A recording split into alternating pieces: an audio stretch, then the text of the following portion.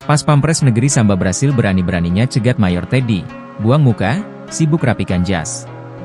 Terekam momen Sekretaris Kabinet, Mayor Teddy dicegat Pas Pampres Brasil. Momen itu terjadi saat Mayor Teddy hendak mengawal Prabowo Subianto jelang KTT G20 di Brasil pada Senin 18 November. Terlihat Mayor Teddy dicegat Pas Pampres berkepala pelontos saat baru turun dari mobil. Sementara Prabowo tetap berjalan melalui karpet merah dan disambut pasukan kehormatan Brasil.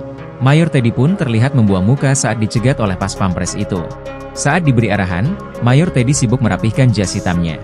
Diketahui Presiden Prabowo Subianto melakukan kunker ke Brasil, Minggu, 17 November 2024. Dalam Forum Indonesia-Brasil Business Forum di Copacabana Palace, Rio de Janeiro, Brasil, Prabowo mengungkapkan bahwa Indonesia bakal belajar banyak dari Brasil untuk merealisasikan program makan bergizi gratis. Untuk itulah, salah satu lagi program strategi saya adalah makan gratis untuk setiap anak Indonesia. Dan dalam hal ini, saya juga ingin belajar dari Brasil, yang sudah mempunyai program yang sukses, kata Prabowo dalam forum tersebut, dikutip dari tayangan YouTube Sekretariat Presiden, Senin, 18 November 2024. Lebih lanjut, Kepala Negara menilai, setiap pemimpin perlu memahami bahwa negara harus memberi makan rakyatnya sendiri. Menurutnya, tidak ada gunanya memiliki negara dan republik, atau pemerintahan, yang tidak mampu memberi makan rakyatnya sendiri. Oleh karena itu, kata Prabowo, ketahanan pangan adalah hal yang paling utama dalam strateginya.